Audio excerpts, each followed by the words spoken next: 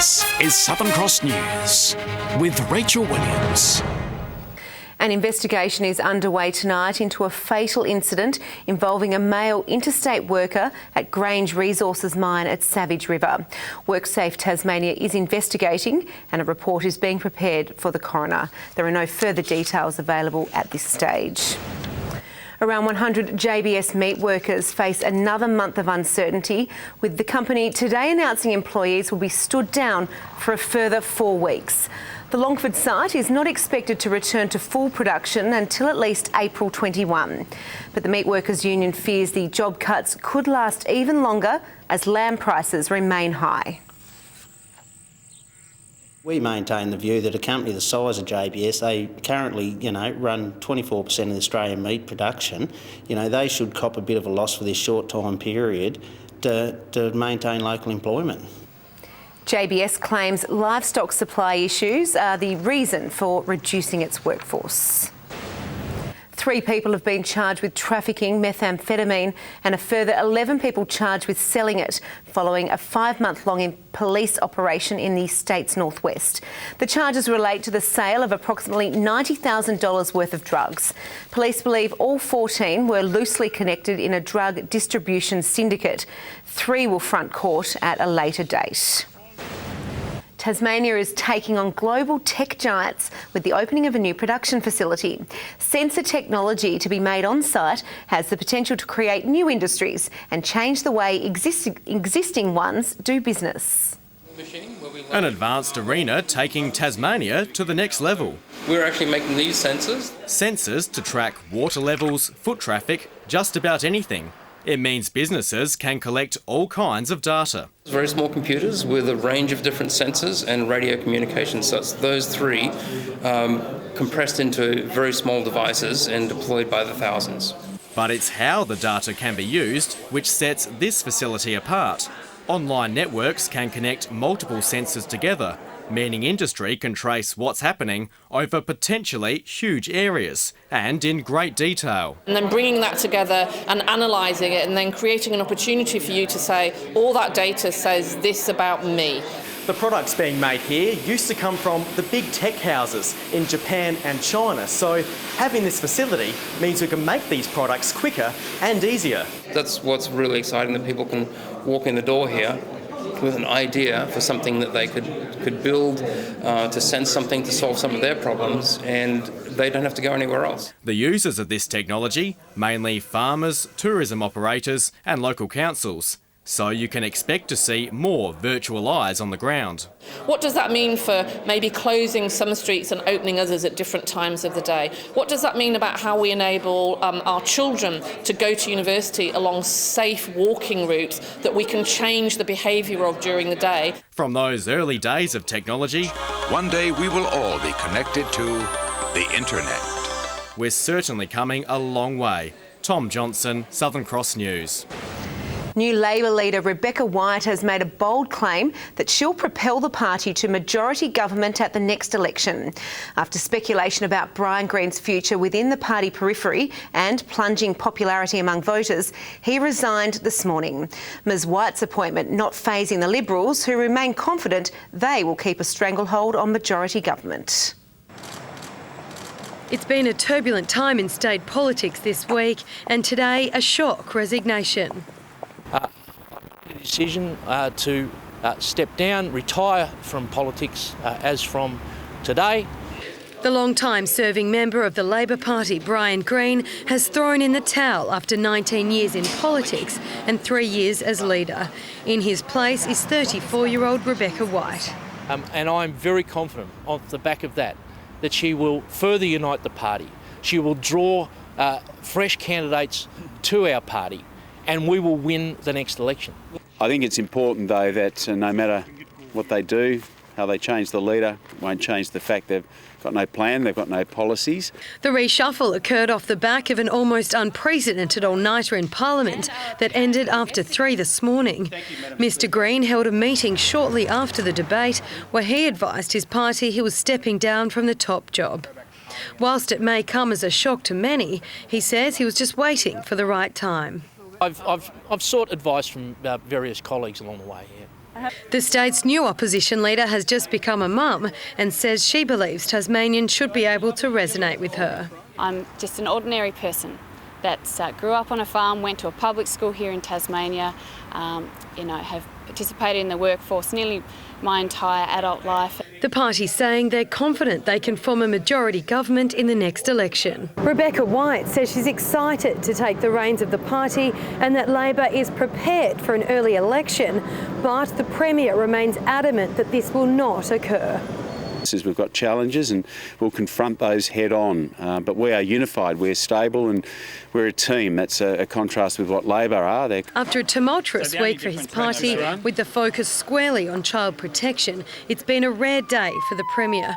He was given the opportunity to let off some steam by blasting 30,000 tonnes of rock at the celebratory launch of 10 Days on the island, but still he's got his eye on the ball. We're focused on governing the state, delivering our plan, not on elections. The Labor Party clearly are, and they're more worried about themselves than the people of Tasmania. Louise Hedger, Southern Cross News.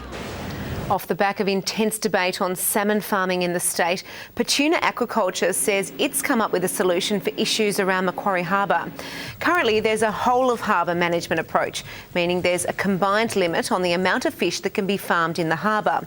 Petunia says individual leaseholders should be held accountable for their own practices and be given their own limits. If we do this, then Macquarie Harbour remains a long-term sustainable farming site. It's good for the industry. It's particularly good for job security for all the people on the West Coast that are involved in the industry. There is still a risk that fish waste will breach from individual salmon farms. The Greens suggesting a demerit point scheme that disqualifies companies that cause environmental damage. Across the state today, hundreds of extraordinary people have helped beat blood cancer by taking part in the Leukemia Foundation's World's Greatest Shave. And for one Launceston teenager, taking part was a mission 6 years in the making. It's been a 6-year-long mission to grow this rat's tail, and today it came to an end. Mum and sisters wanted it off anyway, so it's about time. Dad's the only one in the family that didn't want it off. Alex raised $600 and bravely went under the scissors, all in the name of charity. I'll grow another one, ready for the next greatest shave. And he wasn't alone. Dozens of Tasmanians shaved and coloured their hair, some even waxed it off. Blood cancer is the third most common cause of cancer death in Australia, claiming more lives than breast cancer and melanoma. Something Linda Munting knows all too well. Her son Scott bravely battled leukemia for almost a year before it tragically claimed his life 6 months ago. He was very outdoorsy, he loved mountain bike riding, he was very fit. That was why it was just so, unbelievable when he was diagnosed, such a fit, healthy man. The Leukemia Foundation helped her family with accommodation and support during Scott's gruelling treatment. Yeah, he was so brave. He just fought it. He was so positive, and he really wanted to be there for his, 2 young children. Yeah, very sad. Sadly, more than 6,000 Aussies are living with blood cancer, and every day another 35 people are diagnosed. And although research is improving survival, someone loses their life every 2 hours. It's for a good cause. I didn't need my hair, but we needed the money. Jessica Moran, Southern Cross News. Almost 100 golfers teed off at the Launceston Golf Club today, all in the name of charity. Perfect conditions on the green saw 20 teams take part in this year's Charity Golf Day, raising money for the Cure Brain Cancer Foundation, a cause close to the heart of organiser Ron Walker, who lost his wife to cancer 2 years ago. Great drive, Ronnie. Helping to combat brain cancer, that's what we're all working for. So every team here today, every player's paid $50 in just to play. It's all for charity, which is magnificent. The foundation aiming to raise $50,000 for research by April. Well, tenders will be sought from tomorrow for the Civic Square redevelopment in Launceston CBD. Contractors are being encouraged to apply, with the update to include a family play area, dining and social gathering spaces and an event stage. We want all people to come here and to feel it as a place not just to walk through, but to be able to enjoy. With the stage will be a place where there will be concerts and people can gather, play their music, but also a screen will be there where people can then come and enjoy sporting events, other events which may be happening in different places around Australia. The federal government committed $7.5 million to the project during the last election. Civic Square hasn't been updated since the 1980s. Now a look at business and finance with thanks to Tasplan, your local super fund. The share market has closed higher after the financial sector rallied as news came that Westpac and the National Australia Bank are lifting variable mortgage rates to fund their increased borrowing costs. The ASX 200 index has risen by 13.8 points. A short time ago, the Australian dollar was trading at 76.85 US cents and 71.34 euro cents. Tigers TSL President Steve Old says coach Scott Matheson's sacking wasn't personal and based purely on his coaching style. The club sensationally axed Matheson yesterday, just 2 weeks out from the start of the State League season. Scott Matheson was appointed as Adam Henley's replacement at the Tigers in October. Last night, though, on the eve of the season, he was sensationally sacked. This was not a rash decision. It was not made overnight. But again, all the things led to us saying that we probably needed to find the coach that suited our playing group. President Steve Old says the former Devil didn't meet club standards. He didn't commit anything untoward, but that his old-school coaching style simply wasn't compatible with the Tigers' young group. When he took on the coaching role, he hadn't met the playing group. He'd heard a lot about what the playing group was about. He probably heard a lot about what he thought the group was like. Maybe it was a bit different to what he thought it was. He says the club didn't have a choice. It was either act now or risk a mass walkout of players. We felt we were going backwards with the playing group, so we wanted to nip that in the bud and make a decision that was for the long term. Matheson was contacted today by Southern Cross News but declined to comment. Playing assistant Marcus Davies unlikely to take on the job. Whoever does, though, is likely to come from within the Tigers' ranks. Our preference, I think, at the moment is not to go out and advertise the job. It's probably to seek to put one of those guys who are internally there at the moment. But again, that's going to be the decision that we have as a footy club, probably in discussion with the coaching group. The club's board will sit for a board meeting on Monday night. It might be their final hit out of the current Shield season, but Tasmania has finally found some form with the bat on day 2 of its clash with South Australia. Ben McDermott was the headline act, crafting a superb innings of 104, his debut ton at first-class level. George Bailey fell one short of a half-century, removed for 49, while Beau Webster's star continues to rise as he put together a 58-ball 50. Tim Payne also impressed, notching up his highest first-class score since March 2014. He finished up with 44. Tasmania were all out for 332, holding a lead of 107. South Australia none for 69 at stumps on day 2. Hobart's Luke Jackson has officially made weight for his blockbuster bout with Mohamed Kambruta at City Hall tomorrow night. Jackson hit the scales at Hotel Soho this afternoon, squaring off with his Tanzanian opponent, both having no trouble with the required task. The hometown hero officially ready to rumble.